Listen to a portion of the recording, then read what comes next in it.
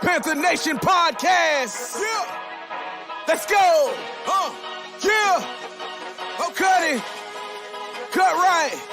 And I would like to introduce one of the hottest podcasts in Carolina history. Let's go.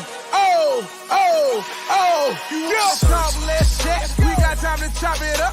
Talking analytics and fantasy draft. You know what's up. Panther Nation representing. Cause this is where we talk that. Talk that's so incredible. Make them rewind that talk back. Pause. Talking Panthers football, we discussing it all. On and off the field, you know exactly who to call. You know we the #1 podcast. Competition is non-existent, you need to stop that. Pause. It's an honor to be a Panther fan, pause. At Bank of America, that is where we ball. Coming to the jungle, then you gonna feel the pause. Winning the trophy for the city, it is the call. Black and white and blue, we going Carolina strong. And this is the conversation where everyone belongs. Discussing all the numbers and topics, you know we got it. We the hottest podcast and we poppin', let's go.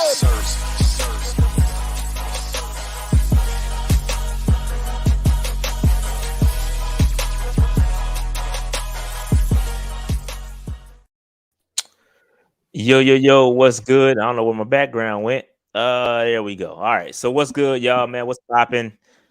Football season is over, Dave. It is a wrap. It's over. It's a wrap, dog. It's over. I mean, it's been over for us for a couple of weeks now, but I mean, as a whole, it is over. The 2021 NFL season has concluded. Your Los Angeles Rams are Super Bowl champions. That is correct. Yeah, man. Shout out to the Rams, man. They got it done. Kind of went down the way we thought it would happen. You know, we pretty much said I thought it was gonna be a blowout. Well, it kind of would have been. It kind of would have been had, you know, that call didn't go their way, but or the non-call, I should say. But yeah, man. Nah, I mean, you know, good game. You know, it was a solid game, and we're gonna talk about it in depth. You know, talk about some lessons learned just about the game and how, you know, a championship squad is built. We're gonna get into all that. But yeah, man. So other than that, Dave, how was your weekend, man? Look, man, UFC 271 was Saturday. Super Bowl was Sunday. Had a pretty strong weekend. Matthew Stafford ain't trying to have no words with me, bro, but I appreciate yes, he super would. chat. No, yes, he would. You need. We could talk about it once we step into his office. Once we get into the game and talk about the legacy of Matthew Stafford, I'll tell you how I feel about it. But nah, I mean, look, man, he got it. The Detroit Lions look terrible right now. Yeah, the Detroit Lions look terrible right now, bro. That's the only way you can put it. Yeah, man. Yeah. So, but yeah, man, we'll hop into it and we'll deep dive. Shout out to Noli for that super chat. But yeah, man. You know, it was pretty busy for me. I had stuff going on. I shall not speak about on this podcast. But yeah, we had stuff going on, and you know, it's back and forth. I mean, I started my taxes over the weekend. I started my taxes, and you know what I've learned? I owe Uncle Sam a lot of money. That's what I've learned. I've learned I owe Uncle Sam money. So you know what happens when I owe Uncle Sam a lot of money? What's that? I don't pay him until April. Facts. Delay. I don't delay. It's like the opposite. If you get a refund, you get that thing in immediately. When you owe, you don't get it till April. Facts. Yeah. No. Yeah. For sure. Our accountant is working on our taxes right now. So matter of fact, I did have some nice you know, back and forth with the accountant because they putting it together for us because I owed a lot last year. I owed a lot. A nice amount. So I had, and typically I do it myself. I do my taxes ourselves, but it got real complicated this year. So I said, no more. I remember when I used to pay an accountant. And then the one time I walked up in there and he was like, "Oh yeah, this is gonna cost you about $400." And I said, "Nah, I'll just use TurboTax." That's about the going rate, bro. It's the going rate, but I'll roll with TurboTax for now. I'll roll with TurboTax, and I'll do it myself. And I've been doing myself for like the last 7 or 8 years. Same. I've been doing my taxes for a long time. Yeah, long time. Right. But yeah, I've man, moved up here. So for the most part, I've been TurboTax has been my ally for at least the last since I got married at least. So at least 10 years.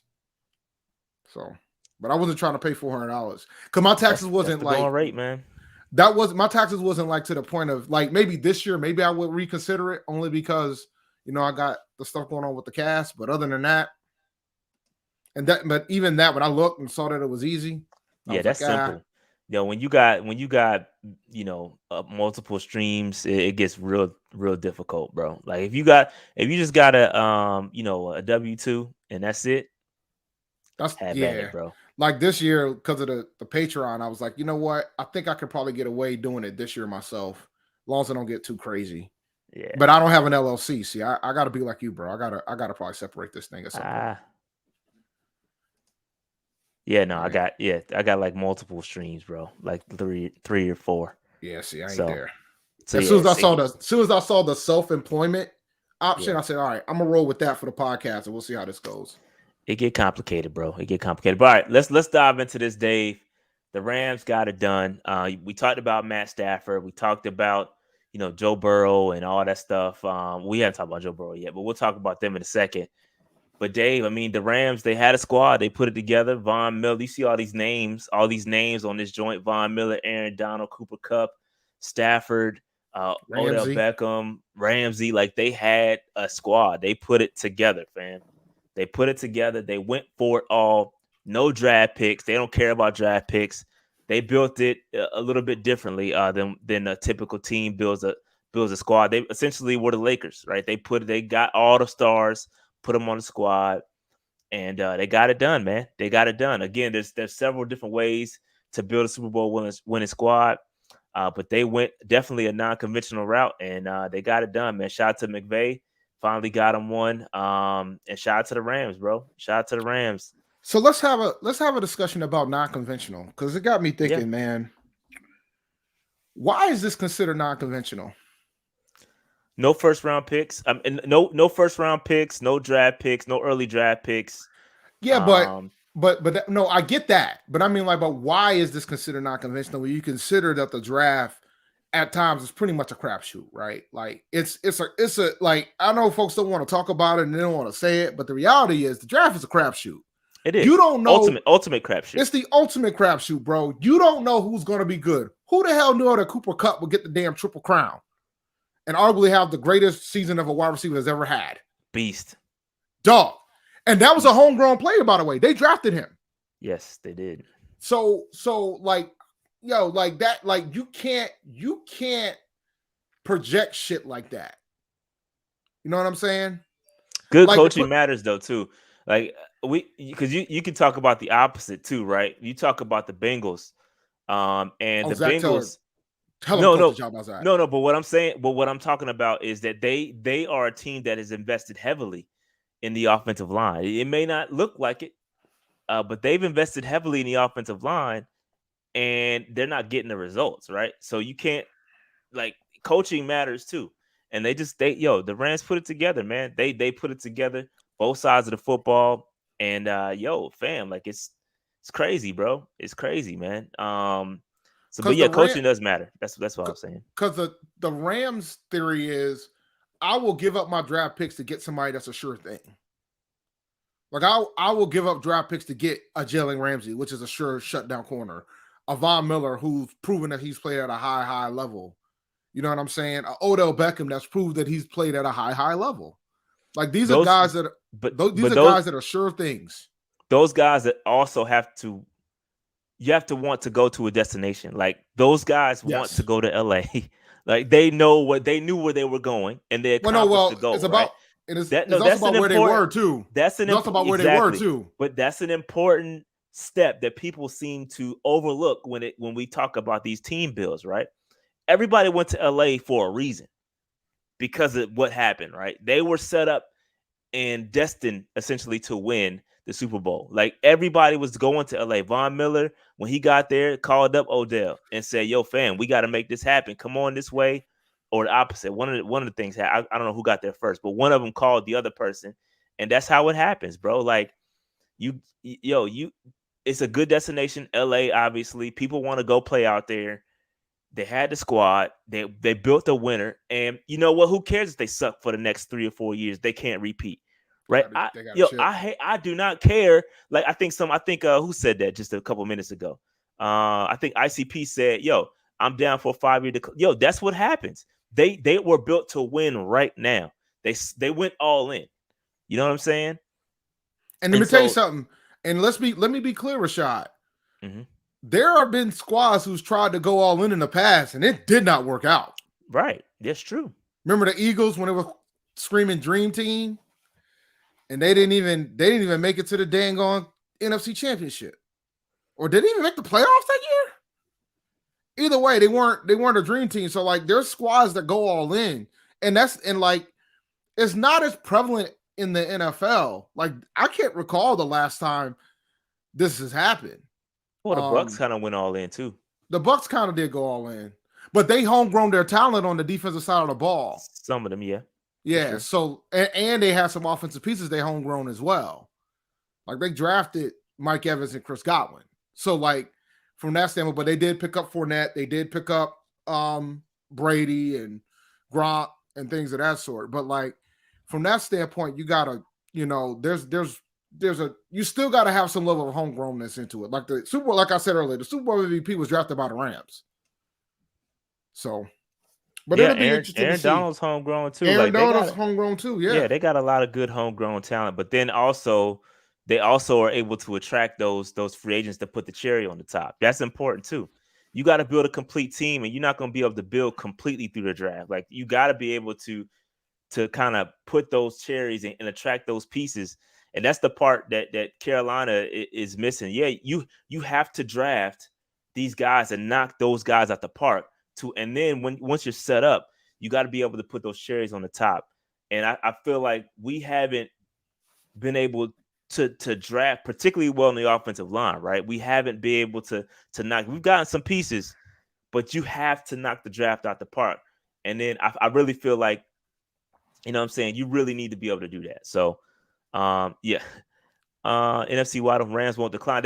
I was just looking at the Rams. Appreciate the super chat too, by the way. But the Rams, they still got Aaron Donald, they still got Jalen Ramsey, they still got Matthew Stafford, they still got Leonard Floyd, Cooper Kupp, Andrew Whitworth. All those guys are still under contract for 2022. So a lot of those guys are still there. I think they're $14 million over the cap, which isn't the worst cap scenario. They can restructure it if they really wanted to run it back. I feel like they could. Shout out to my aunt. Good evening, Aunt Carrie. I just had to do that. Dave's on. Yeah, of course. All right. So, and then when you start thinking about the other side, I don't know if you have a slide for the Bengals or not. I don't. I just got lessons learned, but go ahead. All right. So if you even think about the other side of the spectrum with the Bengals, they pretty much rebuilt that defense in free agency. They picked up 7 starters in free agency. So it tells you that it goes back to what you just said about how important free agency is. It is. It is. You got to be able to attract those pieces that are going to contribute. You can't draft their entire squad. Like you're going to have to attract some talent. You know what I'm saying? Yep. And I mean, even we if did it is it. Eli Apple. Even if it is an Eli Apple, you got to be able to attract some talent. Man, poor Eli. Man, that dude was talking cash crap the whole playoffs, and then got. Did you see my Instagram post? I did not. So, thanks to Eli Apple giving up those 2 touchdowns to Cooper Kupp, I hit the 10X. Oh, yeah, I did. The 10X for the underdog. Yeah, shout out to Underdog Fantasy, man. But yeah, man, that was dope. That was dope.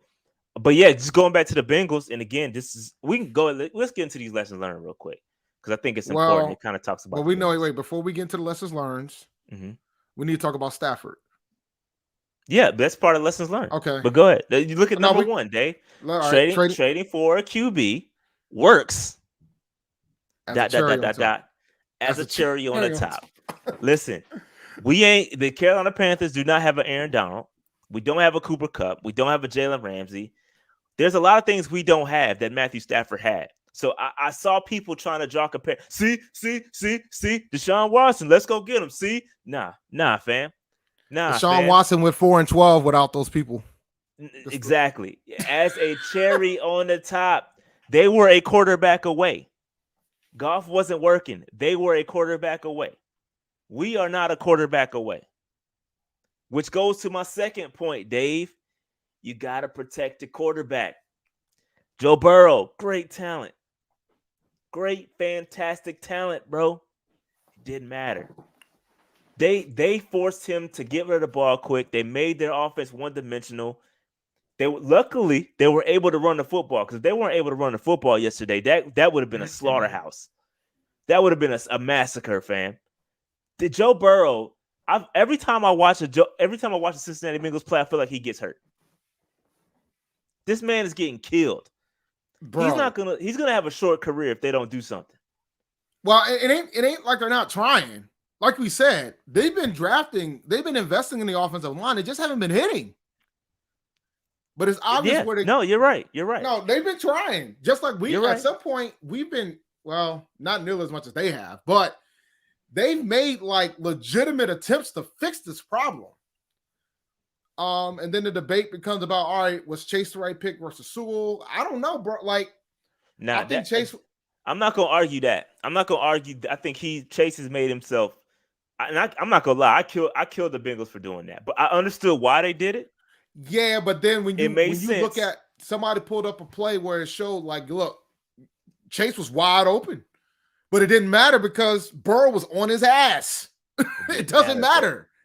So there's a delicate balance between that.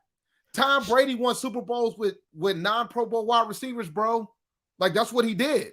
That was Tom Brady's MO, because that man he had the protection to execute the game plan.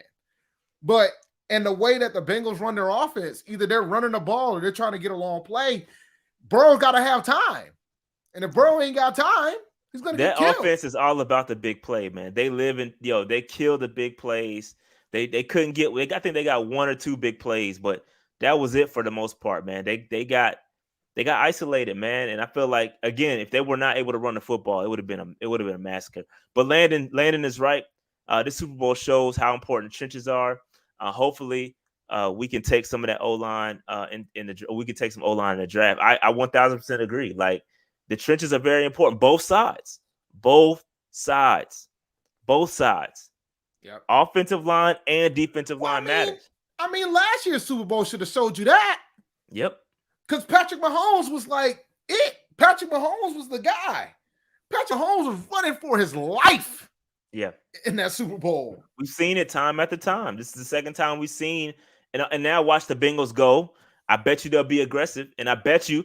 And listen, here's a scenario, Dave. I was thinking about this earlier, right? Okay, so Dave, I'm the best left tackle in football, right? I'm a free agent. Yep. I'm the best left tackle available in free agency. Panthers fans are gonna say the Panthers need to go get the best left tackle. They need to get Rashad because he's nice. But Rashad looks and sees what the Bengals are doing. And Rashad says, I'm going to play for a winner. I'm willing to take. I'm probably can get most of my paper playing for said winner. Exactly. So I'm gonna go. I'm not picking the Panthers.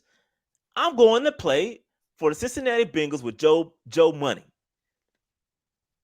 I'm going to play with Joe Burrow, and I'm going to be a winner. Y'all see how that works? Mm-hmm. You see how that works? If the top offensive lineman ain't coming to Carolina versus going to the Bengals. And I guarantee you, those dudes, Joe Shiesty, my bad, them dudes will go out there and take a pay cut and make up that money in the playoff games or whatever. They're going to make that money up. Some dudes some of those cats especially have made their money and they want to get a dub. They want to get a ring. But then also getting a ring creates other opportunities for you. Exactly. Too. But nobody talks about that enough. You hear the speculation that Aaron Donald might retire. Sean McVay might leave. The whole team was going to retire, bro. They can do that now because their legacy is set. You can't take away Sean McVay, Super Bowl championship coach. You can't take away Aaron Donald's a Hall of Famer without the ring. He's a Hall of Famer without the ring. Stop playing right now, dudes. He's in. Win. First ballot. First ballot. Not a question. Easily. So because he was so dominant. Like, first ballot is about dominant at your position, and there was nobody more dominant than him. Best player in the NFL. So You know, like if these guys decide to hang it up, they could make their bank off other things. And that's important too. So yeah, just going back to my point is that offensive lineman, y'all keeps go out and get the best, the dude from I forgot his name, dude from San Francisco, the guard. Okay. You competing against the Bengals. Which team you think you're gonna pick? Bro, just remember who we picked up on the first day last year. Just remember. Listen, you're talking too much. You're talking too much to Panther Nation right now. I know. My Rashad, bad. I know. I just need you. I'm making a point. Now, look how quick I can make a point. Think about who the hell we picked up on the first day of free agency last year, and you asked yourself who want to come here. We picked up Cam Irvin and Pat Afflin in the first day of free agency last year to fix our offensive line. That's who wants to come here. Now, the only way we're going to get somebody else to come here that's better is if we're going to have to overpay. And at that point, that ain't fixing the problem. Even if we try to overpay, that's not guaranteeing that they don't want to come here too. And we also got to make assumptions. We make assumptions that the Panthers don't make runs at these players too. Like, a lot of people assume that we don't try to go out there and sign these guys. I'm pretty sure we've reached out and they've been like, I ain't going there. These players got choices, B. That's all I'm saying. That's all I'm saying. That's all I'm saying is it's about these choices, dog. These players got choices, B. We were attractive. We were attractive in the Fox and Rivera era. We're not as attractive right now. Exactly. That's just the reality of the fact. Quarterback play, all coaching, all nobody wants to come somewhere where we potentially have a lame duck coach. Even if the lame duck coach is in the third year of a 7-year deal, nobody ain't coming here if it's a lame duck status. Stafford, John Alexander from the Charlotte Observer did an article talking about how that whole situation went down. And shout out to Brad Holmes, who's the GM for the Detroit Lions, Aggie Pride. Shout out to him. But basically, man, the deal with the Panthers was pretty much done, but he was also talking to the Rams, and the Rams offer more than what we were willing to give. And that's the reality of the fact. Overpay. What did you say that by the day? Oh, you got to, in order to compensate, we got to overpay. And one thing we don't have, Dave? We don't got draft capital, and we don't have cap space right now. We can free up some cap, but we don't have that. The bottom line is we offer 1 first-round pick, and the Rams are willing to offer up 2. So even though Matthew Stafford wanted to go to LA over us, the reality is Brad Holmes from Detroit wanted him to go to LA over us too because they were offering more. And they were getting Jared Goff back. And we would have sent Teddy Bridgewater over there. So they probably would have liked Teddy over Goff. But anyway, they want one of draft picks, bro. Yeah. I know that makes sense. All right. So again, protect your quarterback. We talked about that. Joe Burrow was under duress the entire game. He's been under duress the entire season. The Bengals had a terrible offensive line. But I'm really surprised they made it as far as they were, as far as they did, and that's a testament to Joe Burrow, man. He's nice. It's a testament to Joe Burrow, and it's a testament to how wide open the AFC was. It's a testament to 2 things. The AFC was wide open this year, bro. Like when you sit down and think about it, the number 1 seed were the Titans. All right, the Titans lost to the Texans and the Jags. Like that's the Titans. Matter of fact, you know who else lost to the Jags? Well, the Bengals almost lost to the Jags. They didn't lose to the Jags. But my point is that when you think about the AFC was very wide open. Like there was no dominant team. You know what I'm saying? Like teams were beating everybody. So it was winner take. Anybody could have gotten it. Anybody could have had it, bro. Anybody could have gotten that shit. The Bengals was 125 to 1 odds to make the Super Bowl. 125 to 1 odds. Think about that. To make the Super Bowl. So yeah, stuff. So all right. So and again, number 3, aggressive player acquisitions in the Super Bowl window. I mean, obviously, LA is attractive. They were able to get those guys like Odell and those other cherries on the top. Matt Stafford, we talked about that earlier. They went out and got it. They went out there and made it happen. Again, run the football and stop the run. Very important. I feel like the Bengals did both of those. They did that pretty well. They just couldn't close it out when it counted. And Stafford was able to drive them down the field at the end of the game. And pretty much, obviously the refs helped. That was a terrible call on that 4th and 1 play. That was a terrible PI call. And they got bailed out there. A bit of a makeup call. I get it for the face mask touchdown on the opposite end with Higgins, but that was a terrible call. We got to keep it a buck. They also, some more flags on that drive happened as well. And then they had an opportunity at the end of the game to kind of make it happen. But Aaron Donald, they won in the trenches, right?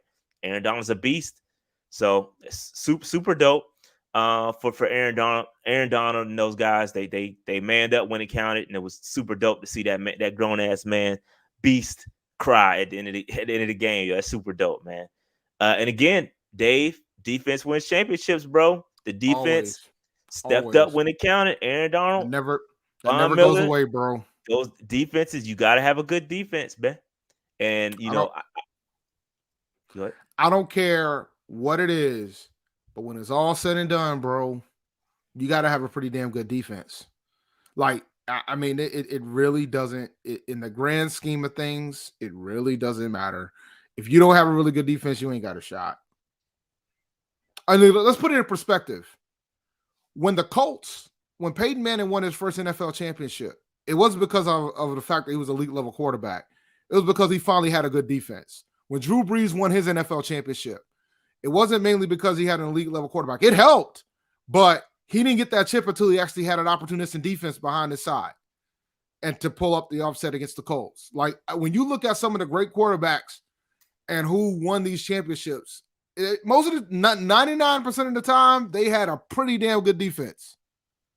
When you sit down and think about it, Tom Brady didn't win an NFL championship with Randy Moss as his number one wide receiver. Think about that. But he did win one with Troy Brown as his number one wide receiver. But those Patriot teams had really good defenses. But, Yeah. Offense sells tickets. Defense wins championships, man. Defense wins championships. Man, listen. If you don't believe it, look at the Super Bowl, the last Super Bowl we lost. Yeah, I was just gonna say that. I wasn't scared of the Patriots that year. And I've said this numerous times. I wasn't scared of the Patriots. I live up here. I was rooting for them because I had no interest in seeing Denver in that Super Bowl. None. Because I saw that defense. And I saw our offensive line. Yeah. And Peyton Manning, people forget Peyton Manning got benched during that season. To put it in perspective, Brock Osweiler played a bunch of games during that season because Peyton was pretty much done. He was cooked. So yeah, man. So yeah, I mean, it's again those are the lessons that I learned, Dave. Anything else you want to add to this? Well, I didn't. I already knew these, but I just sharing. I knew all this. Sharing with the people. Yeah. Sharing is caring. So let's talk about Matthew Stafford real quick, man. Let's talk about Matthew, the man. All right. Go and apologize again. I'm not apologizing. Dave, you need to apologize to that man. You had all kind of Matt Stafford slander, dog. I got a question. You was bringing up. You had all the stats for him, bro. I got a question for you, bro. Is Matthew Stafford a Hall of Famer? I don't care what he is. He got a ring. No. We're not doing this. Answer he got the a question. ring. Does it matter? No. I didn't say no. He has a ring, and I'm happy for him because I know he struggled in Detroit. But I'm asking you a question: is Matthew Stafford a Hall of Famer? No, it does. Does it? Why does it matter? No, I'm trying to see. I want to. All right, so Slim thinks he's the Hall of Famer. Why Big Jordan thinks he's the Hall of Famer. He's never been an All-Pro quarterback. He's never been dominant at his position. Never won an MVP. He's only been to the Pro Bowl once. He's been to the Pro Bowl as much as Mac Jones has. In an era where he hasn't really had that much playoff experience. He's never been to the Super Bowl until this year, so there's no excuse why he couldn't go to the Pro Bowl. But is he a Hall of Famer? What does it matter? Well, no, because it's going to be a debate, right? Like, for example, I'm going to just put it in perspective for you. Matt Ryan and Cam Newton have both won NFL MVPs. Right? Do you think Cam Newton's a Hall of Famer? Yeah. Do you think Matt Ryan is a Hall of Famer? I think he gets in. You think he gets in? Mm-hmm. You think they both should get in? Do you think they both should get in ahead of Stafford? Yep. Okay. How is this relevant to your apology? You need to apologize to that man. No, I mean, look, I was wrong, and I'll accept being wrong. I knew Detroit was a dumpster fire. I didn't think it was this big of a dumpster fire. I mean, the man has a winning record in the playoffs now. After 1 year, he led the league in interceptions, but he got his ring. Shout out to him. When it mattered, bro. And there's one thing he was slanging that shit. I can't. And there's one thing I can never take away from Matthew Stafford. And this is one thing that this franchise has lacked over the past 2 years. There's one thing Matthew Stafford is really good at, and that is closing the damn game. Yeah, he's good at closing the game, bro. That last drive, man. That last drive, he did it 3 times in the playoffs. Fan, he did it 3 times in the playoffs. That throw to Cooper Kupp over the middle. I think it was about crazy. That shit was crazy. That throw was amazing, dog. And the thing is, that's how you know how much trust he had in Cooper Kupp too, and how good of a route runner Cooper Kupp is. For him he absolutely knew where that man was going to be. Didn't even have to look. Vicious, not denying it. He knows how to close. He's good for them no looks too. He's good for them no look throws, man. He does that all the time. But I mean, listen, I wasn't the biggest fan of Matt Stafford. I didn't even think I think I'm on record saying I didn't want him in Carolina. Like, why are we going after him? Well, in the grand scheme of things, Rashad, him being in Carolina wouldn't have. Like, I think there's might be some parts of the fan base that have this expectation that if he would have came here, that would have happened. No way in hell. That's that. Nah, we would have been Detroit light. We would have been a little bit better than Detroit. Funny. It's funny how people do that. It's funny, like it makes no sense. I just want to. Because the thing is, we ain't got Cooper Kupp. You know what I'm saying? We ain't got Aaron Donald. Our Cam Akers / Darrell Henderson would have already been hurt by now. You know what I'm saying? We ain't got an Aaron Donald. We ain't got a Jalen Ramsey. Well, we potentially might have one. We don't know yet. We might have one. We might have one, but we don't know yet. But as of right now, Joey's still out. We ain't got no Jalen Ramsey. You know what I'm saying? We ain't got we ain't got an Odell. We ain't got that offensive line. We ain't got a Whitworth. We ain't got that offensive line. We would have gotten Stafford killed. Yeah. People got to not do that, right? Because I think I saw a little bit of that on Twitter. See, we should have got Stafford. Stafford came here. We would have been nice. And I'll tell you what, if he would have came to Carolina, I think a lot of you guys who said yes is about him being a Hall of Famer wouldn't be thinking that shit anymore either. Tell you that right now. The championship is going to get him there. This is even more important. We ain't got him either. Don't worry. The way it's looking like the Rams might not be having that. That's true.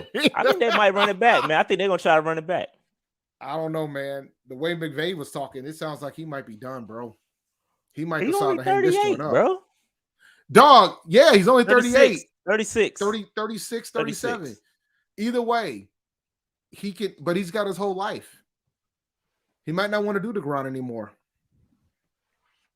You know what I'm saying? He might decide, hey, I'm going to go do this TV thing.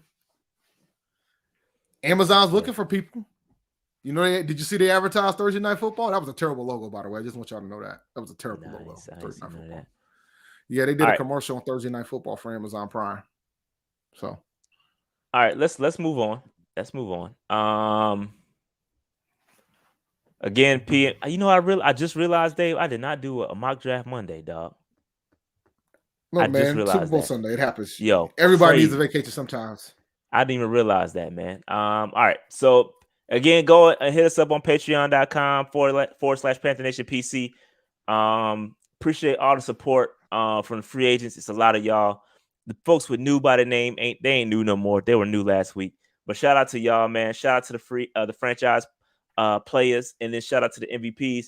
Real quick on the MVPs, the MVP giveaway. I just got a signed Muhsin Muhammad jersey. That will be the next MVP giveaway. All right. I don't know when I'm gonna get it. Whenever I get it. We didn't talk about the halftime show. We'll do that after this. Oh yeah, we can talk. We'll talk about that. But yeah, let's talk about. Wait, you're giving away a what? Wait, you're giving away a what? A signed Muhsin Muhammad jersey, Dave.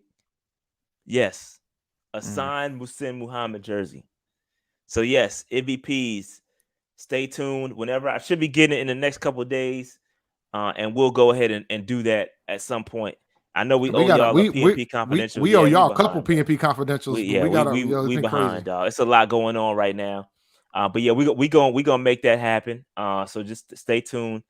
A signed Musim Muhammad jersey is the next PNP Most Valuable Player giveaway for Patreon. All right, it's coming soon, sometime this week. All right, so stay tuned there. Dave, let's go back to the halftime. We're gonna table Sam Mills for just a second. Let's talk about this halftime show, man. I loved it. It's probably top 5 all time. It's in my 5.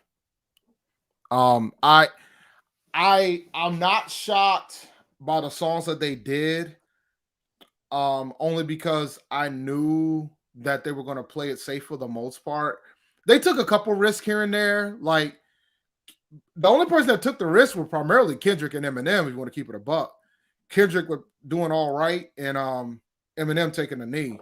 But other than that, it was pretty much what I expected, man. I didn't think we were going to get Nothing But a G Thing. I didn't think we were going to get Gin and Juice. I thought that we would definitely get the next episode. Definitely going to get Still DRE. Mary J was going to do Family Affair. Probably throw in a No More Pain moment, which was what happened.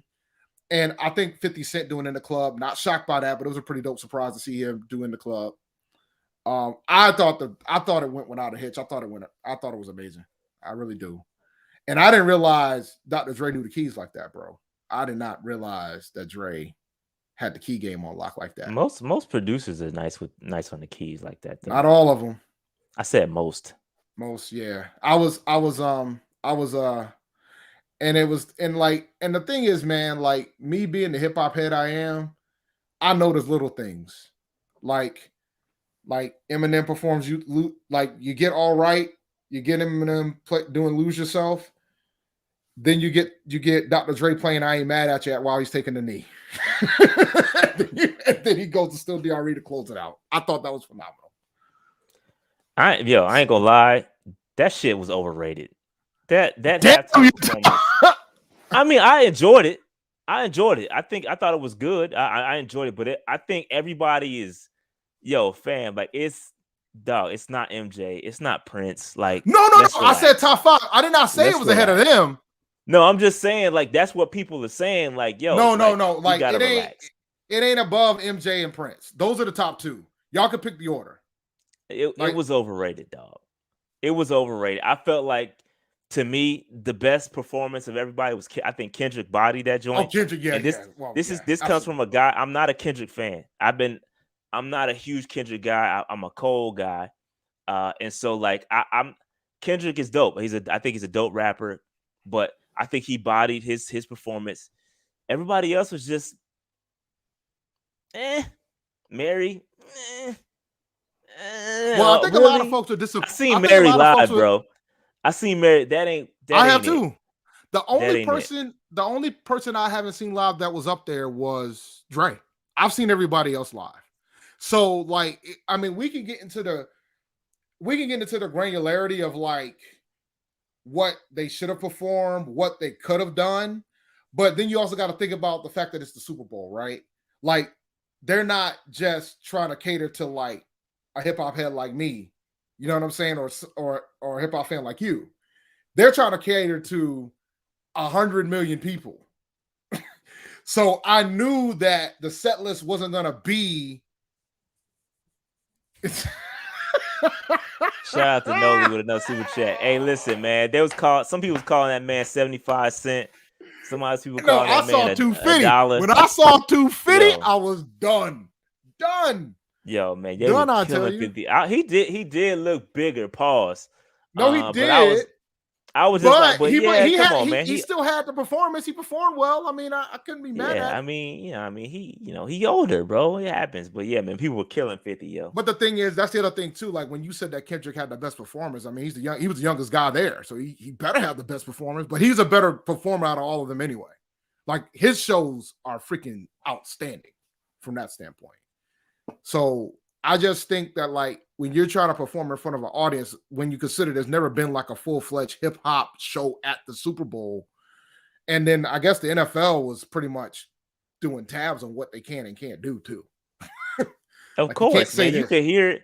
You can hear Kendrick took out the po-po. You could hear it, bro. Like I guess they didn't want Kendrick. They didn't want Kendrick saying the po-po. They didn't want Eminem taking the knee. They didn't want Dr. Dre saying, "Still don't love police and still DRE." But you notice that M still took the knee, and Dre still said, "Still not loving police." And one other criticism I had for the halftime performance was I wish they would have did something for Nip.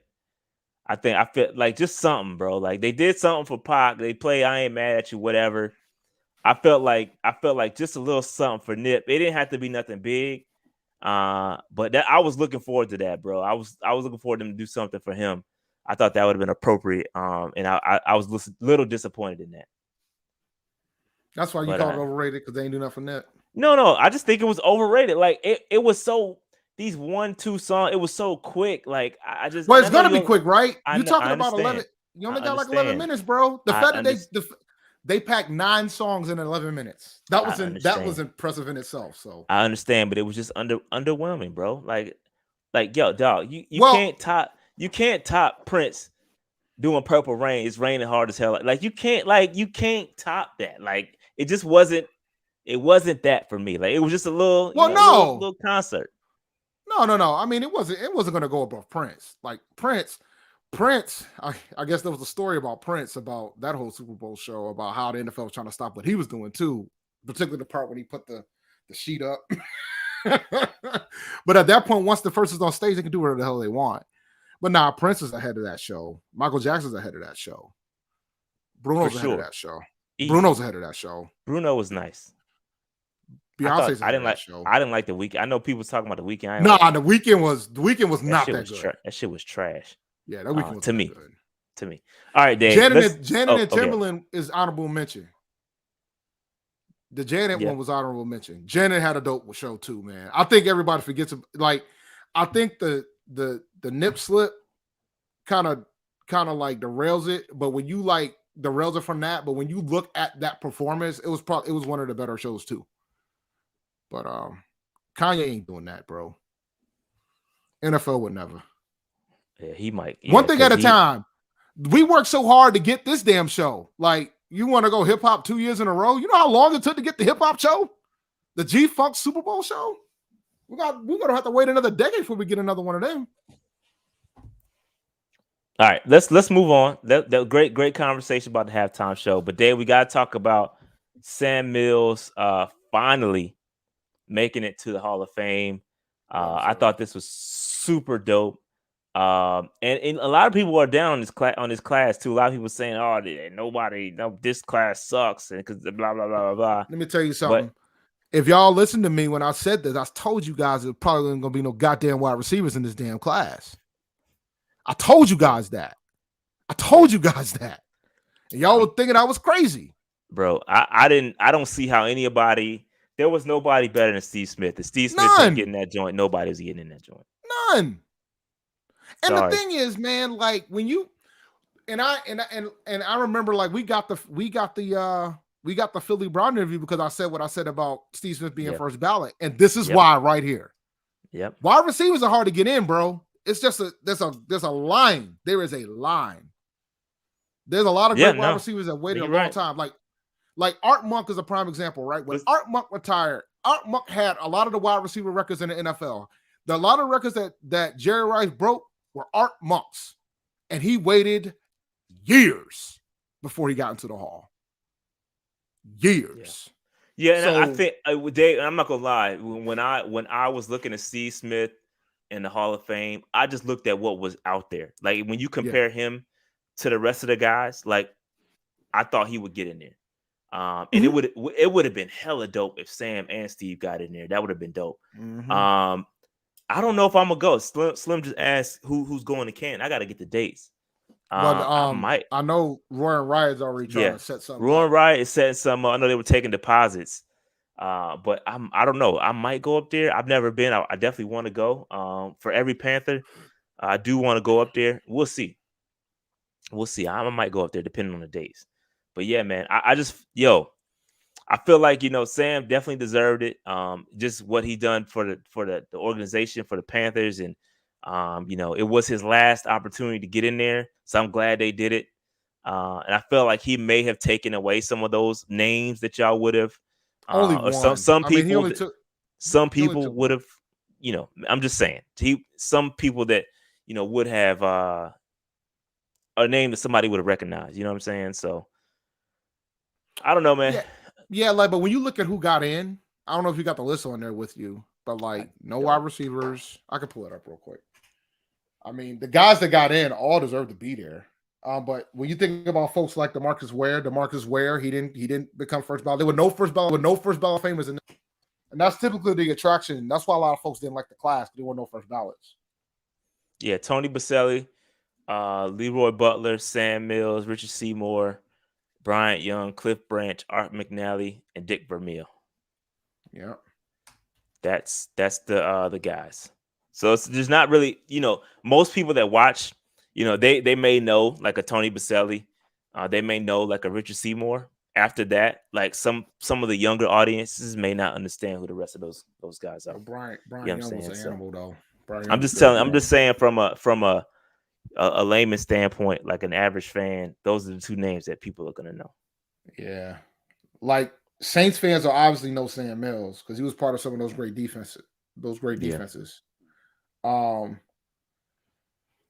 You know what I'm saying? Leroy Butler was a freaking monster for the Green Bay Packers for such a long time. Tony Baselli, he was the first pick for the Jacksonville Jaguars, and he had a pretty storied career for them. So yeah, I mean, I think people forget how good Jacksonville was out the gate, and they kind of built their team much differently than the way Carolina did when they became an expansion team.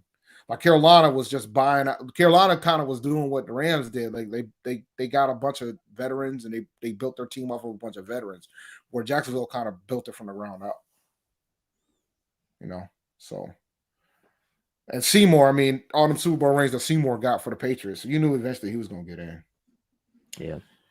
But yeah, man. I mean, I when I looked at that list, I'm thinking to myself, wide receivers making this shit. Yeah. You're right. Because if there was one that would have had a shot to get in, it would have been Andre Johnson, and he didn't get in. So at that point, everybody thought, well, Reggie should get in, Torrey Holt should get in. I'm like, no, not over Andre Johnson. You shouldn't. And then, and there's so many other people that are missing, like a Fred Taylor, Steve Smith. Who's eligible next year? I can tell you right now how that's going to look. Who's eligible for 2023? I'm about to check right now. Yeah, check to see who's eligible. When is Luke eligible? 5 years. So he retired in 20. Yeah, he retired after the 2019 season, right? 2019. So yeah, he got 2024. Yeah, he definitely going in first ballot. Yeah. Well, we got to pay attention to the Pep. When is Pep? No, because Pep played in 2019 too, didn't he? Yeah. So they'll probably be both eligible at the same time. Ooh, that would be crazy. Let me tell you who's let's see. You want to know who's first time Pep eligible? Is 2018. I think Pep might be eligible next year. Yeah, 2018 was his last season. I can tell you who's going to be eligible for the first time. Cam Chancellor, Dwight Freeney, James Harrison, Chris Johnson, Carson Palmer. The only one that I think that might have a shot for first ballot is Joe. Oh, there's two: Darrelle Revis and Joe Thomas. Pep should be on that list too, bro. Pep is not on here, so that means he's probably not eligible to 2024. It was 5 years, right?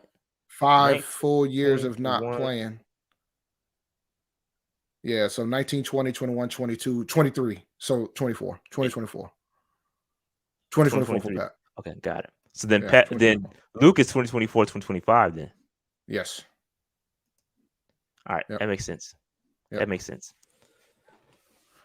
So the bottom line is the only guys I could see that could be first ballot out of this list is probably Darrelle Revis. Chris Johnson is interesting, bro. Yeah, that's interesting. Because he busted for 2,000 yards, right? He's a rare running back that's done that. The other ones are in the hall. Do you know who the other ones are? No. Barry Sanders. Well, that's obvious, right? Terrell Davis. Jamal Lewis. Adrian Peterson. Adrian Peterson's not eligible yet, but because he's still trying to play. But I'm pretty sure he's gonna get in. That dude ain't never get. He just well he had a domestic assault situation going on at the LA airport yesterday, so he might. Wow. Yeah. Damn. You didn't hear about that? No, I didn't. Yeah. Yo, dude's gotta chill, man. My man got arrested or something, bro. My man got arrested. Oh, and I forgot about Eric Dickerson. My bad. He's the one he's ran for 2,100 yards. Can't forget about Eric Dickerson. Nobody caught me either. We might as well do a mock draft today too, man. By the way, since we didn't do one. I mean, yeah, because I didn't do one today. I completely forgot. I ain't gonna hold you. It slipped my mind 1,000%. All right, let's move on. Let's talk about some of these coaches, bro. Lateral moves is what I call it. Lateral moves. So we lost 4 coaches, and some people, they say this is normal, Dave. That to have 4 coaches leave to lateral moves. That's what they try to tell me. They try to tell me. Wait a minute, but didn't Steve Wilkes take Jason Simmons' job, or he was an assistant DB coach? No, because didn't Wilkes? Yeah. So Simmons was a DB coach, right? Yes. So it ain't like he moved because he knew what was up. He knew what it was time. Disagree. Wilkes wouldn't have had the job if Simmons didn't vacate it. Oh, that happened before. Yeah. Got it. All these moves happen first. And that's the thing people got to understand is that you got to remember we fired position coaches. They didn't plan for these cats to leave. Like they didn't plan for these cats. That's what I'm trying to get folks to understand. They didn't plan for these dudes to leave. They had to adjust once they left. You know what I'm saying? So, tight ends coach announced he was leaving today. This will just happen today. Jason Simmons left. Sperano left. Frisman left. They all left and took lateral moves elsewhere. And you look at all these other these position coaches went to new staffs with the exception of Frisman Jackson. Jackson went to go to play for Tomlin. Obviously, a dope place to be a wide receivers coach. They do their thing up there. But sure do. Everybody else went to a new staff, under a new staff, new coaches. Everybody. Sperano, Giants, Simmons, Raiders, Brian, I don't know how to say his name, went to the Vikings. They all went to new staffs. For what, Dave? Why did they go? What do they call it? Lame duck. Job security. And lame duck. They got a lame duck coach. Exactly. Because, last week we came up here, Dave, and they said, don't worry about it. It's no big deal. This happens all the time. This is fine. No need to panic. It's not okay, bro. It's not okay. It's not okay. Although I will say we did improve, I would say, and I got a little slide for this. Let me just show you kind of what we did. This is my opinion. Before we do that, I have I do want to talk about the placements real quick, and then I have a slide here that shows you whether we improved or whether we got worse at that position coach. All right, so here we go. So Kevin Gilbride, he was hired today. He is now our tight ends coach, and I thought this was actually a decent hire. You know what I'm saying? This is a decent hire. He had 5 years experience at tight end coach, and 2 years experience as wide receiver coach, and he's coached Trey Burton and coached Evan Ingram his rookie year. That's important to note. Evan Ingram's rookie year, which probably was his better one of the better seasons he's had. He does have a connection to Ben McAdoo and Matt Rule. Goes back to Matt Rule at Temple and goes to Ben McAdoo when he was a coach with the Giants. So this man has, it lined up for him.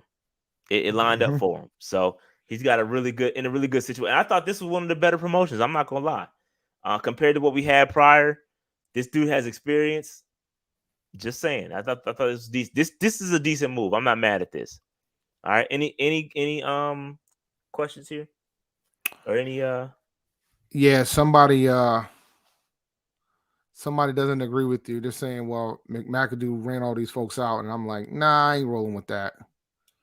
McAdoo wanted to hire his own staff, but nah, I ain't rolling with that. I'm not completely wrong with that. They needed to move people around anyway in the grand scheme of things too. But I don't have a problem with this hire because it's all about trying to keep the, make sure the philosophies match. This is not Kevin. This is Junior. This is not the OG Kevin Gilbride. No. Yeah, because that's the name. There's a lot of nepotism. It's a lot of nepotism. Yeah, a lot of nepotism. Oh my God. Yep. But yeah, so that's Kevin Gilbride. I saw the name and I'm like, that can't be the OG. Junior. No, not the OG. Yeah, not the OG. Here we go again. Here we go again. Look, here we go. Let it go, man. Completely different argument from last week. So that's a little bit different argument. A little bit different. Doesn't change the fact that there's reports out thinking a lot of coaches don't want to come here because they think it's a lame duck situation. A little bit different from what you were saying last week. No, give me a team that lost 4 coaches to lateral moves. Give me a team that lost 4. I'll wait for y'all to research it. I'll sit here and wait for you. Give me a team that lost 4 coaches to lateral moves.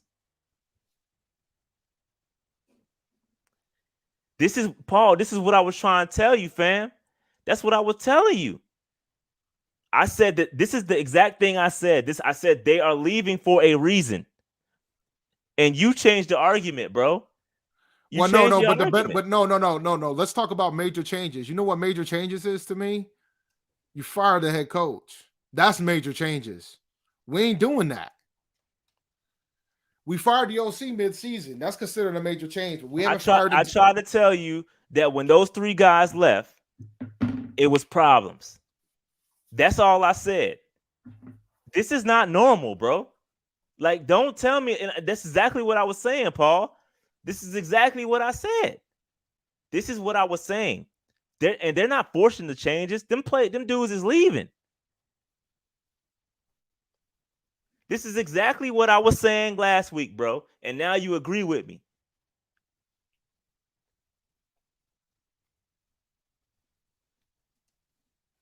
That's exactly what I was saying.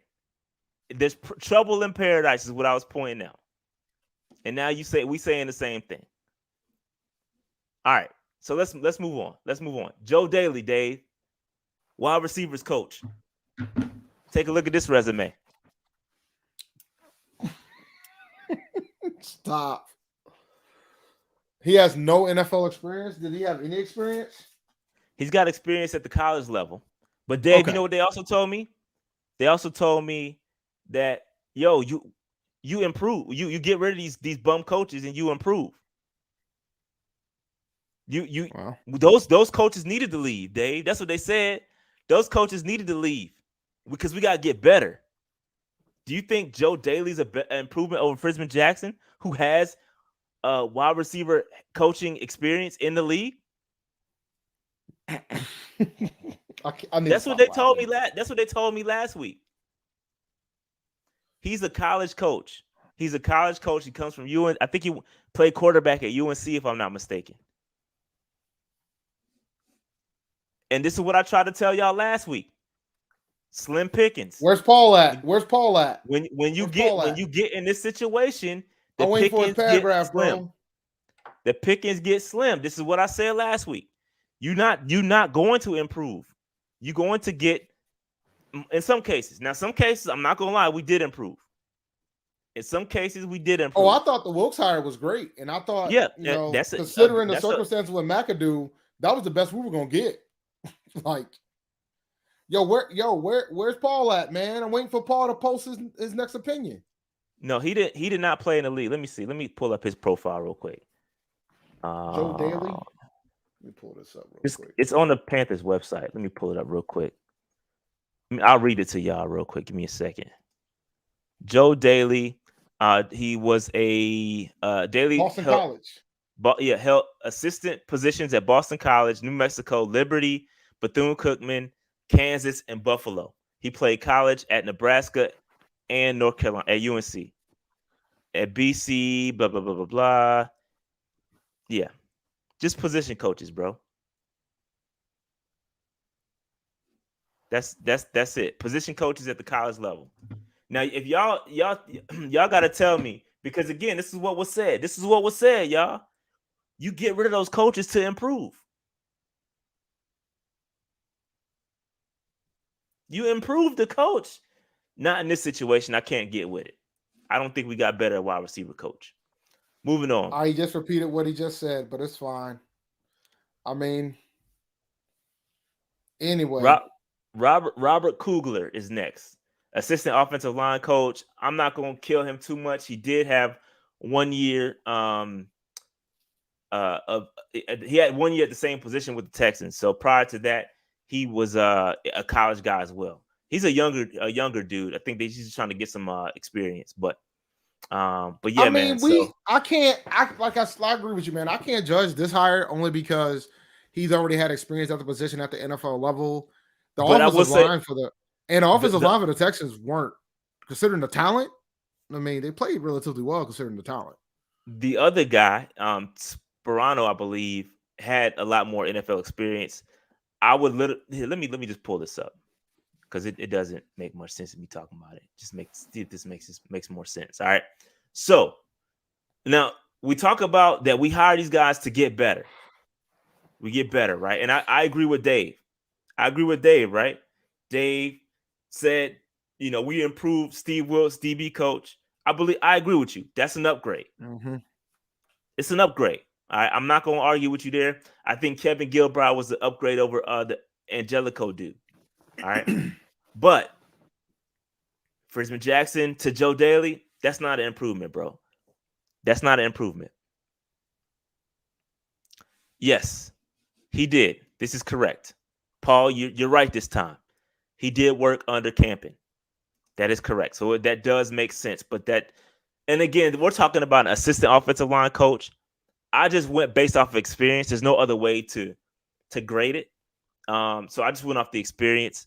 And so I feel like based off experience, and this is an assistant offensive line coach, I feel like we downgraded as well. Again, but that's not overall.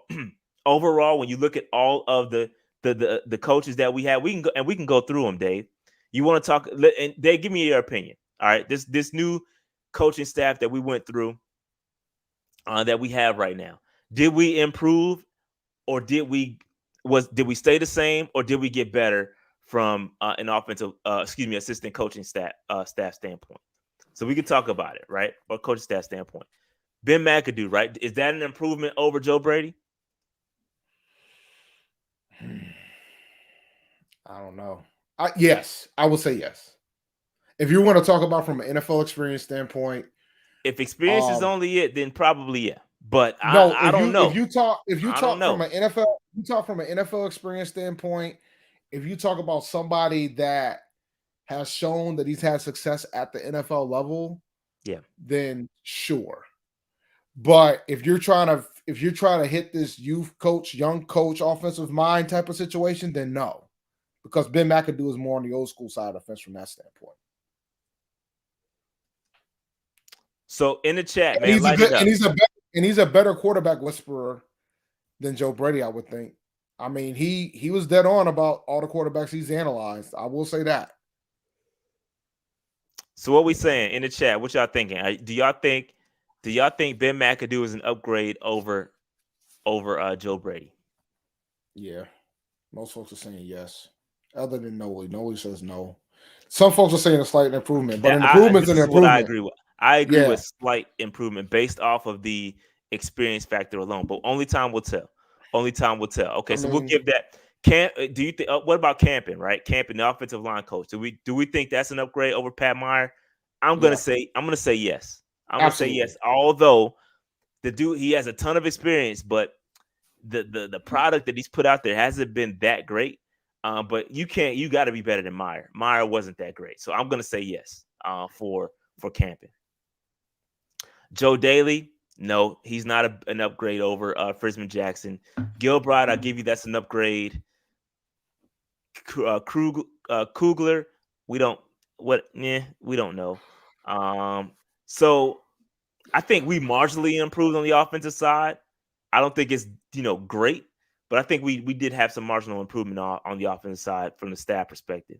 On the defensive side of the ball, we didn't have much movement. Let me see. We got Paul Pasqualani over Frank Oakham. I don't know if that's an improvement. I think that's a lateral move, in my opinion. I don't know. Steve Wilkes, I'll go with that being an improvement over Simmons. But people sleeping on Simmons, though. I thought Simmons was a solid coach. I thought Simmons was a solid DB coach. Yeah, he was. But at the same time, he ain't better than Wilkes. Like, that's the thing. Wilkes has experience across the board. He was an assistant head coach, defensive coordinator, a head coach in the NFL. Like, Simmons can be a hell of a coach, but it doesn't matter in the grand scheme of things if you get a vast improvement like Wilkes. Yeah, and Wilkes is the type of guy that could stand, that would potentially stand up to rule too. Like, there was talks about that too, about how Wilkes is the type of person where he's not a yes man. He's gonna, if he doesn't agree with something, he's gonna let Rule know about it. So that's gonna get interesting when that first conflict happens between the coaches, and that happens. I mean, that's an animated type of thing when it comes to coaches. But I have a feeling that Rule historically has had a bunch of yes men and women around him, and I think Wilkes is gonna shake that shit up just a little bit. But yeah, we'll see. We'll see. So if we see Wilkes get fired, I think you guys know why. Yeah, he might be get let go mid-season for running his mouth too much and back talk. Oh yeah, you can't challenge the head coach. And then Chris Tabor. I think Chris Tabor from special teams. I think that was an improvement as well over Chase Blackburn. So I will say, if you look at it from a high level, 5,000-foot view, I do think this coaching staff has slightly improved. I will say it's slightly improved. We'll see if that. We'll see if that's enough. I would, as a whole, I think offensively it's probably slight, but defensively and special teams, I think there were big improvements. Yeah, I'll give you the special teams. I don't know about defense. I'm telling you, you sleeping on Simmons, bro. I think you're sleeping on Simmons a little bit. He ain't a better coach than Wilkes. He ain't better than Wilkes. Look at the talent that Wilkes is about to have. Like, I feel like you're not gonna get. Trust me. I think you sleeping on Simmons, dog. Okay. I think you really sleeping on Simmons. So Wilkes is great. I'm not discounting that. But I really think the reason why I'm giving Wilkes that jump is because of the other experience that he has, and that's something that I agree. That is important. And that's something that Matt Rule needs on his staff. No, I agree. He lacked folks who had head coaching experience. And regardless of how you guys feel about McAdoo as a head coach, he made it there. Like, he has head coaching experience. Regardless of how you feel about it went down with Wilkes, even though I really do think he had a raw deal in Arizona, he got to the job in Arizona. You know what I'm saying? So that experience matters. That is important. That experience matters, bro. 1,000%. I agree with you. So from that, I'm talking about position coach specifically, but you're absolutely right, because that does matter, right? That global view. So you're right. Yeah, but from my perspective, like, I'm not denying that Jason Simmons is a good coach. I just think the experience makes it a vast improvement, because that's the type of things that Rule needs. No, you're right. That makes complete sense. So I that's where I'm at. Like, I'm not trying to smack on Simmons. That ain't the intention. And see, that's my bad, because I was looking at it from position coach only. Like, as a DB coach, I feel like the improvement isn't that much greater. But when you factor in the fact that he has defensive coordinator experience, the fact that he has head coaching experience, that does matter. And I think it is a vast improvement when you put all that. So you're right. I'm wrong on that. You're right. Yeah, that's where I'm at, man. I take that L. Rule's my biggest beef with Rule was the fact that he lacked experienced NFL coaches, experienced NFL coordinators on his staff. And now he has that on both ends of the ball. Much needed. Like, much needed. That could improve his chances of making it to a fourth year more than people can imagine. I'm telling you. Yeah. No, I agree. You're right. You're right, Dave. All right. I believe that's all I had. Yep, that was all I had, Dave. So what y'all trying to do, man? We gotta get this draft popping, man. So we owe him a mock draft. Let's get this draft popping. All right, let me pull this up real quick.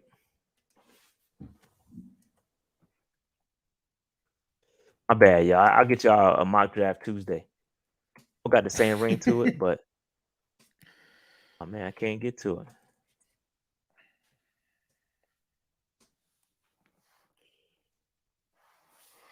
Oh. Gotta log in right quick. Mock draft action.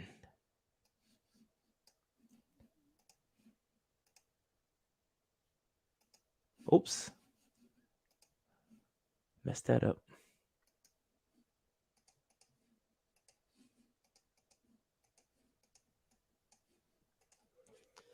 All right. Y'all can see my screen, right? Because I can't. There we go. I see it. Be in there. Live combine streams, 1,000%. Yes. When we definitely gonna be live streaming the combine. For sure. 1,000%. They changed the dates of a lot of them joints too, from what I understand.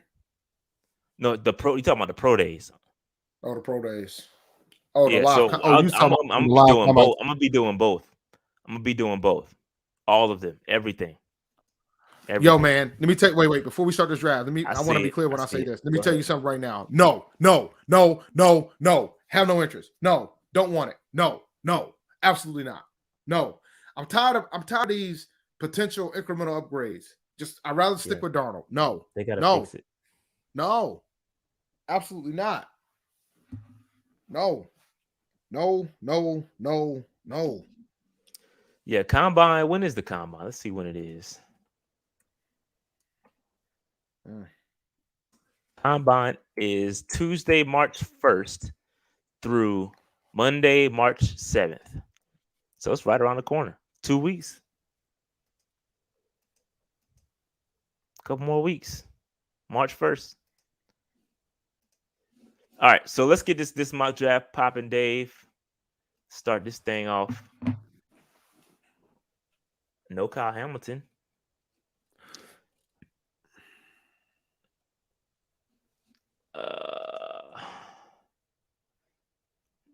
A 2022 first, Dave. 2022 first. I would take that deal, but that doesn't help us right now. We could counter. We got to counter, bro. Let's counter. We can counters. Counter. Let me just see who's available real quick. Counter this with the Eagles. Do they have 3 first-round picks? Yes, they do, sir. Oh, nah. They got to get off Jermaine picks. Johnson. Penning, Cross, Linderbaum. Okay, let's go back to this trade. Let's see if we can snipe something from us. Take the 16. Take the 16 and the 19, yo. Take the 16 and the 19.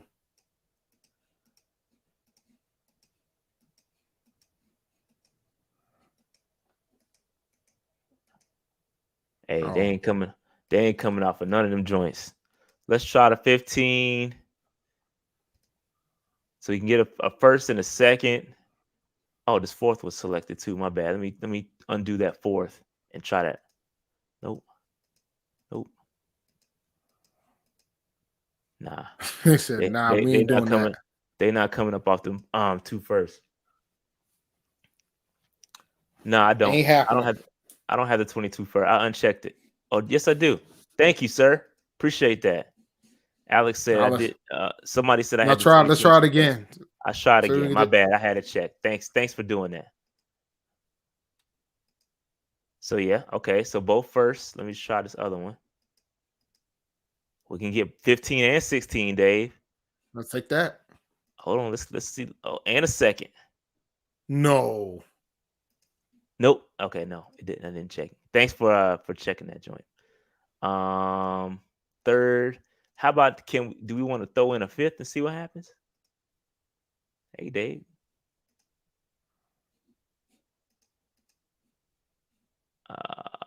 Nope. How about third? How about this package, Dave? Let's try that. 2 firsts a third for our 6th and a 5th. Let's try that. They might reject it, but we'll see. Hey, man, you got to shoot your shot. They took it, Dave. There we go. They took it. All right, so let's go back. Damn. All right, we're done. Yeah, y'all thirsty, bro. Are we though? Oh God, man, don't do this to me. No, I'm done. Well, that first one was interesting. That Eagles, the Lions one. All right, so here we go. We got two picks. 15 is. I've never done this kind of. I've never traded with the Eagles for 2 first picks. So what we gonna go, Dave? We got 15 and 16. You got Charles. You want to fix your here's the question, bro. Do you want to fix the offensive line or do you want to fix? I think. Listen, Dave. I think the offensive line isn't. Listen, we got some guard help we need. I think we need Linderbaum for sure because we need a center. The tackles, but here you can get Cross and Linderbaum and fix the line, bro. What I want to do is get Linderbaum and then listen to what we can potentially get for that 16th pick. What if we can see? I like Zion Johnson a lot. So all right, so I think Linderbaum is who I want to take right here. And take Linderbaum. So Linderbaum. No trades available either. No, okay, so no trade. So we can't get out of that. We should have took that Detroit play. It goes back to what I said about the Detroit trade, by the way. Actually, you said skip everything. That's what you said first. No, I said, that Detroit one looks interesting. No, that's after I skipped it. But first you said I didn't look at I didn't look at you said no more trades first, Dave. All right. So right. Here we go. All right. So what do y'all want to do? Charles Cross is a tackle, right? So then, yes, he's a good left tackle, but I feel like Christensen deserves that opportunity too to play. So, I do like Lloyd.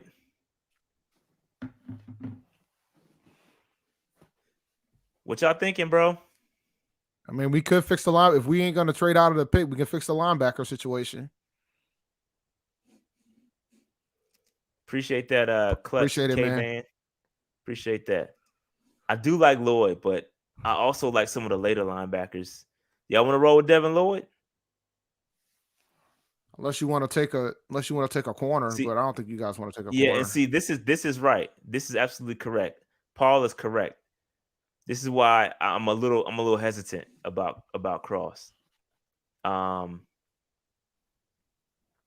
about Walker? The edge. Yeah. Man, I like Karlaftis, to be honest with you.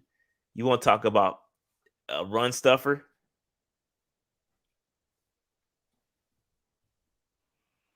I mean, we gotta get it. We need a linebacker. We need a linebacker bad, bro. Because we don't have a 2nd round pick, so we gotta knock it out the park. You know what I'm saying? We need a linebacker bad, bro. Like, I don't think people are talking about how bad we need a linebacker. We do need a linebacker. We do need a linebacker, dog.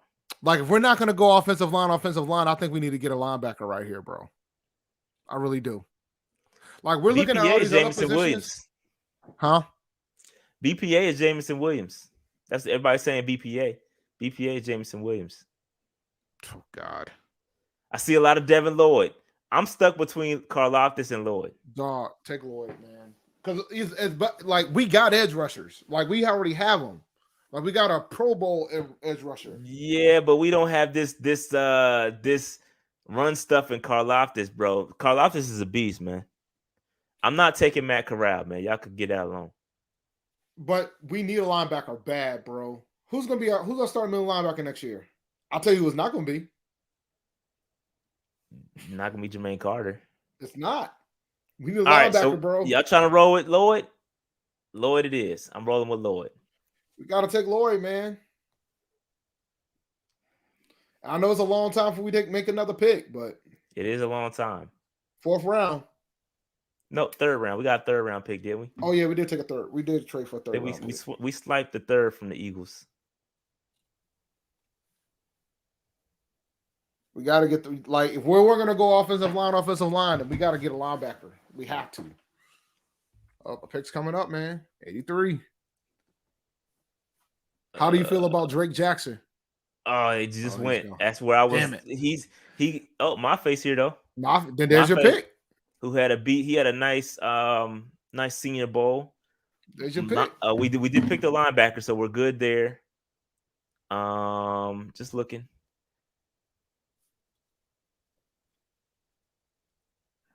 I like Sam Williams too.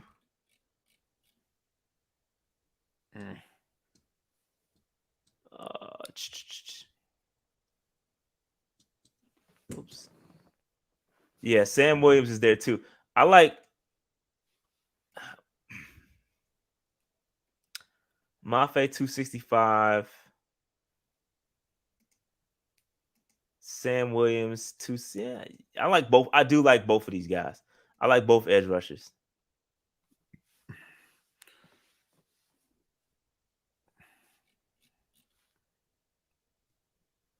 I think Mafe's the pick, bro. They're saying defensive tackles. Let's take a look at the defensive tackles. Yeah, it gets slim pick. I like Ridgeway, but that's 133. It gets tough. Let me see. I think I'm gonna go Mafe here. Yeah, I would go Mafe. Yeah, go with Mafe, yeah.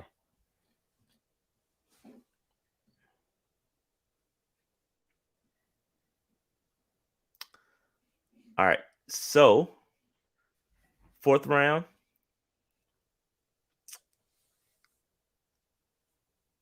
I'm looking at Lindstrom.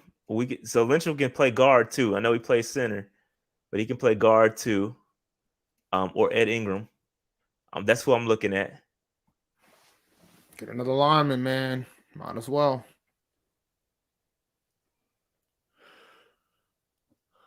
Or Brian Robinson. But I think I'm gonna go. I know we take Brian Robinson all the time, but I think I'm gonna go Ed Ingram here. Fix the interior because we do need interior offensive linemen. So I'm going Ed Ingram. I think that makes sense.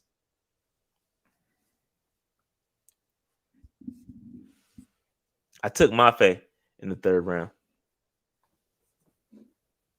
That's who I picked so far. And we don't have a 5th round pick, right? So we got. Yeah, we do. We have one. We had 2. We started out with 2. Okay. So now here we are with Ridgeway, right? Ridgeway's the pick. Yes, interior defensive lineman. Yep. Let me just see. You're right though. Yeah, he's Cole Strange is there too. But yeah, no, I like Ridgeway. 6'6", it's a big body. 6'6" or 6'4". 327. That's not bad. What about these safeties? That's another low key need. We need pretty bad. Couple more interior offensive linemen here too. Munford, who I like out of Ohio State. I'm telling you, we need to take the defensive tackle. All right, I'm rolling. Ridgeway's the pick, bro. Yeah, we gotta take Ridgeway. Like if we're hurting on tackle that bad, we gotta figure out these next picks. So we got 3 6-rounders, right? Or 2? No, 1. We only have 1 6-rounder? Yep. Munford just went. That was my pick. We got one 6-rounder, 1 7-rounder, and then we done. 197. Ooh, Tyler Goodson here, running back.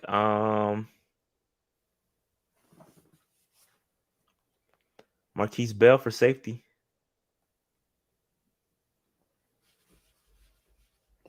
Yeah, we can get Marquise Bell, bro. Another southern. Oh, he light though.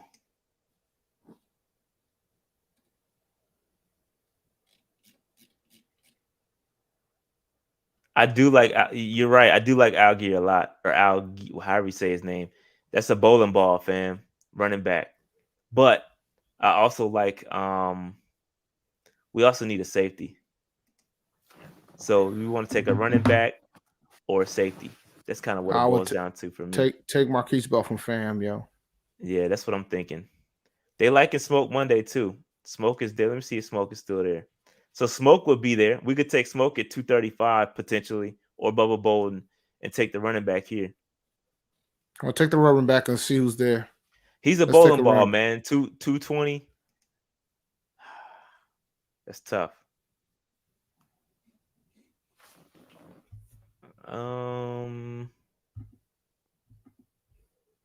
This is not easy.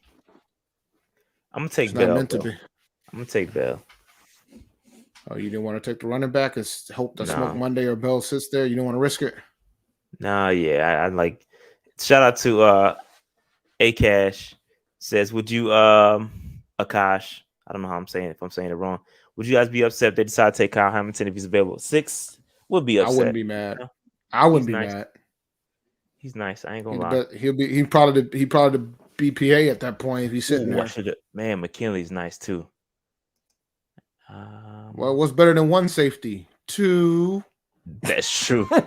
That is correct.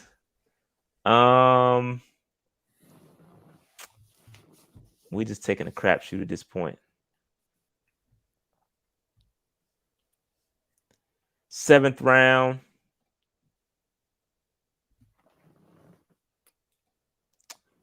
I'm just gonna tell, man, we could double dip at safety. I like McKinley, man. I do like McKinley a lot out of Oregon. So I'm gonna take McKinley. We double dip the safety. I want to run another one back. I want to run one more mock draft back. Let's take a look at this one real quick, and we'll run it back. Man, I hate when they do that. Dang it. Anyway, we'll run another one back. It was good. Why can we see it? They gotta fix it. I don't know why it's the draft network. Do you still grab the history of it? No. Oh, that's once it's done, it's done. They gotta fix it. Sometimes it's fixed, sometimes it's not.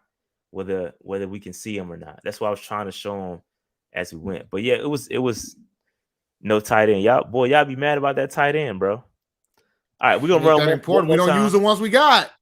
We'll run it back one more time. We'll see. We don't use the one we got. They gave us a C- on that joint. I thought that was solid. Let's run it back. Let's run it back, Dave. Run it back. One more, and then we're gonna get up out of here. Ooh, the Browns come through with a bag. Giants always come trying to give us some love. Oh, the Chargers. Chargers giving us a first, second, third, and a fourth. Yeah, I'm taking that bag, bro. Oh, they give us a 2022 third. Nah, man. The one you want is the one. The one you want is from the Los Angeles Chargers. Yeah, take that one. You want me to just accept it? Yeah, let's accept it. Yeah, we'll accept that. We'll hear y'all, bro.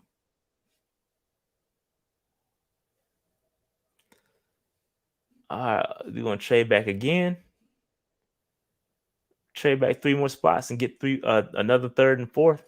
Lindenbaum is still there. They want a third. Yeah, I don't know why they want a third too, bro. Y'all bugging. Would decline.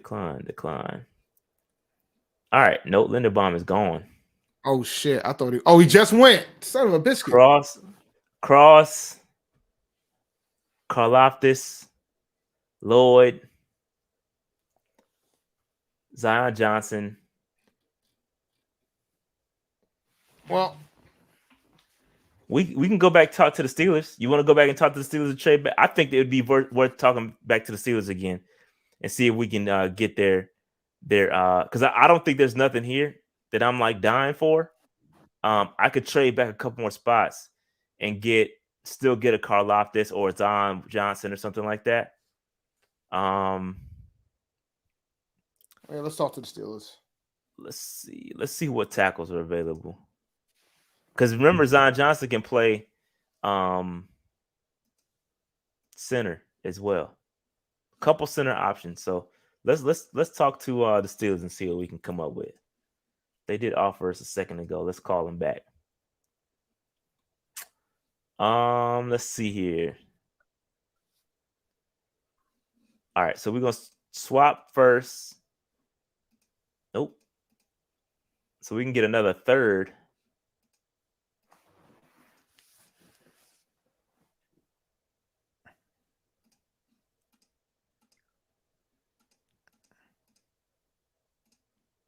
Oops.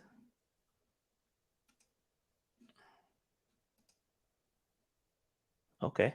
So we can get a first, a third, and a fourth by swapping the first round and a fifth. Yeah, let's take that. Yeah, let's take that. So we're trading back a couple more spots. More draft capital. More draft capital, dog. All right, I think I'm done here. Until you're not. Right. Did I forget to select there first? No, I didn't. We're right here. All right, so Booth, Karlaftis, Lloyd, Zion Johnson.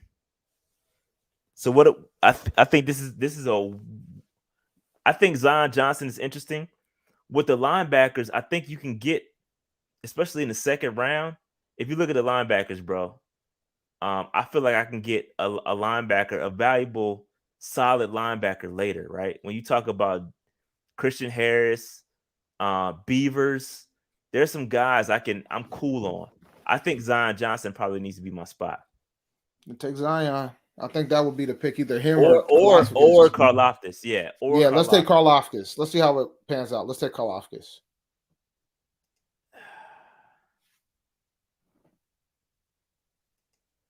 Dave, I'm having a hard time picking one. Dog, then take the lineman, bro. Like if you know where we need to go, man. I think I'm going with Zion Johnson, dog. I think I'm gonna go Zion Johnson. You know what I'm saying? He can work with the Zion, new wide receiver coach from BC. Zion Johnson, bro. That's what I'm rolling with. Guard and center. Yo, is there somebody available for this? Do you want to move up for? Yeah. Like if your boy's still there, maybe if Lloyd's there or somebody else. It might skip. I could do it. Let me see. It's gonna get funny if I don't take it. Anybody want to take it? There's nobody here I'm willing to take. Not even Christian Harris? Nah. Christian Harris will be there in a second. I think. Potentially. Okay. I don't know. The draft might mess up because I didn't attempt to trade. Resume it. It's gonna mess up though. Have faith. Okay, no, maybe not since I'm doing this now. No, we're gonna decline it. Whoa, they want a bag. Oh, I didn't realize how big of a bag they wanted. All right, so we back. You know, y'all are bugging. Decline that. All right, so here we are. Sailor, another guard. Raymond, Travis Jones, who I like a lot. I like Travis Jones, dog. I like Kennard too. When's our next pick? Hypothetically. Our next pick is 79. 79 and 84.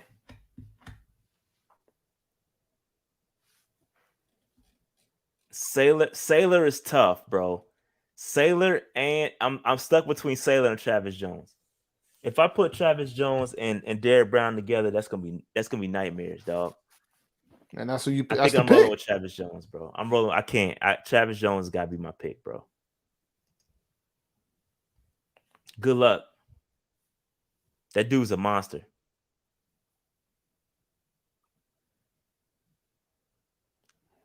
All right, where are we? So Beavers. Oh no, Beavers just went. George Pickens, Dave. Oh, I was gonna say I might have to go with Pickens. All right, so now we picked 79. So now we got Mafe here. Yeah, you gotta take Mafe. I like Muma. It's Muma. Too, though. Oh, Muma. Take Muma. Well, we didn't take the edge, right? No, we didn't. We don't have any edges at the moment. We gotta take. So we got Mafe. Sam Williams will still be there. Because we got 84. Oh yeah, we got 84. So take Muma now, and then we'll take the edge rusher with the next pick. So take Muma now, because you don't want to risk missing on Muma. So yeah, we're gonna roll with Muma. And then And then we could take. Y'all want to take Mafe here? Take Mafe. Let me just see real quick.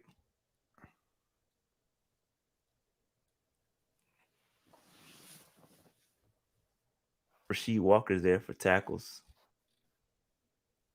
We'll roll with Mafe here. No, I like Brandon Smith though. I do like Brandon Smith. I'm not gonna hold you. ICP, you're right. I like him. Are we back again? 106. That was quick. I think we got a couple fourths too, Dave, if I'm not mistaken. Or did we swap it?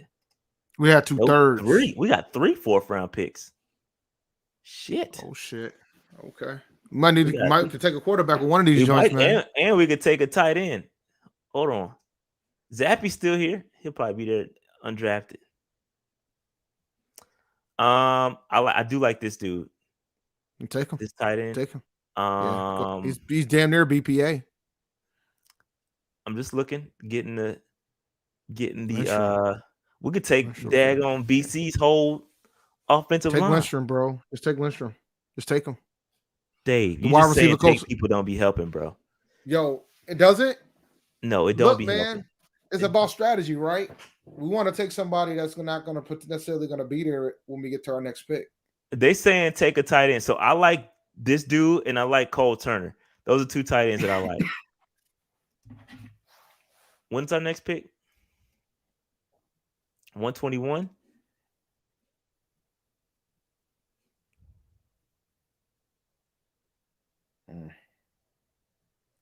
Okay, I'm going tight end. We never pick a tight end. I'm gonna pick the tight end. I'm gonna take the dude, your boy. Oh, we could trade up a 4th and a 7th to get. I think I would take that. I would take it. Take it because we can get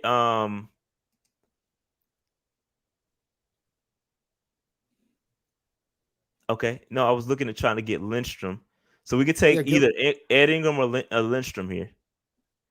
Yeah, to get another lineman, and you know for a fact you'll get him, and that's nothing wrong with that. All right, I'm gonna roll with Lindstrom here. And we got one more pick, right? No, we just traded. Oh, okay, got it. Oh no, we did. Oh no, we do. We traded up one. Yeah, I thought we had one more pick. And I gotta go Brian Robinson. Sorry, no debate. I'm going Brian Robinson there. And we got another pick coming right up. Yeah, we swapped them and then gave him a 7th. That was easy. That was easy pickings. Let's see here.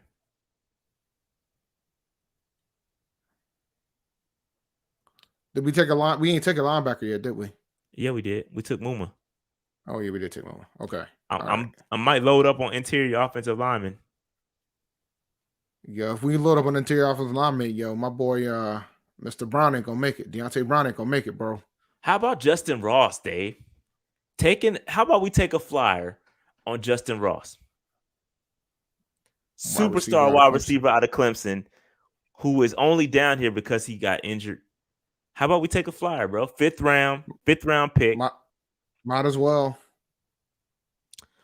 When's our next pick?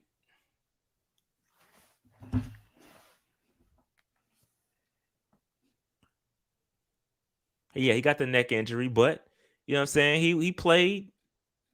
I might take the flyer. Is it worth it or do we wait? No, I would take. Let me see when the next pick is real quick. When's our next pick? We only got one more pick left. Yeah, so it'll be our last pick, and I think I'm gonna do it. Yeah, let's do it. I think I'm gonna take a flyer on Justin Ross, man. Ooh, Cade Mays down here too. Where the hell did he go?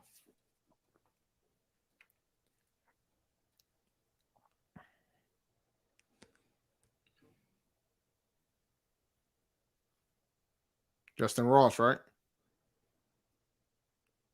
I'm doing it. Justin Ross, man. Can't ever have too many wide receivers, bro. Our next pick has got to be a safety, dog. We got some good ones, it looks like. Dog, we broke, man. A 2022 7th round pick to move up to the 5th. That'll be good. Let's wait it out. There's nobody here I was really like dying for.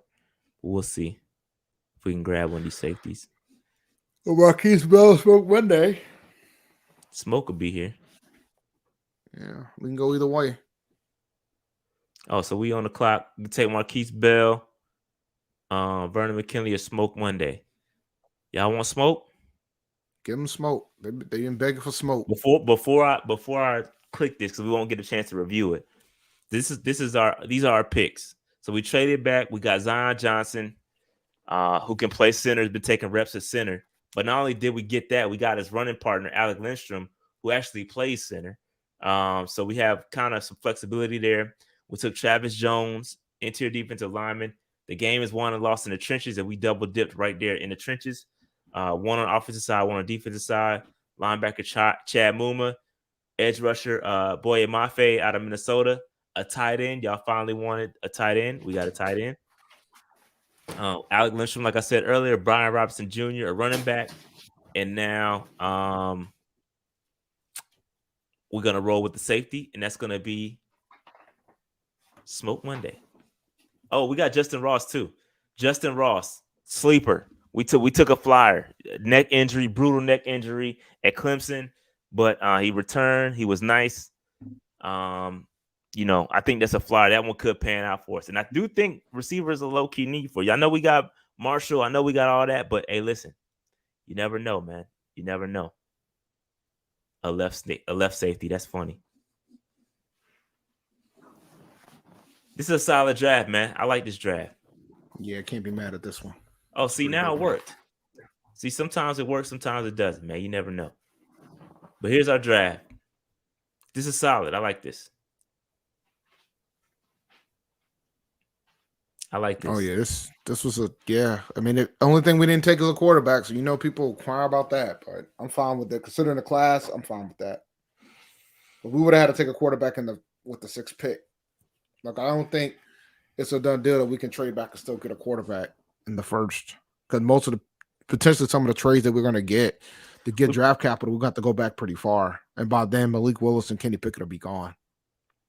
And I don't think I'm comfortable. I'm not comfortable with taking them in the first that early, and I'm definitely not comfortable taking everybody after them that early. So, yeah. All right, that's all we got, ladies and gentlemen. That's all we got, man. I gotta give y'all. I'm gonna give y'all another mock draft tomorrow. I owe that to y'all, bro. I forgot. It completely slipped my mind. So, that being said, on the way out, make sure you hit that like button, subscribe button, notification bell. Get in the comments. Yeah, man, a lot of good stuff coming up. It's the off season. I still owe y'all some off season content. Free agency. We'll take a look at free agency, and we still got all of the combines, the pro days, all that good stuff, man. It's gonna be lit. And stay tuned. Stay tuned. All right. That being said, man, we out. Peace.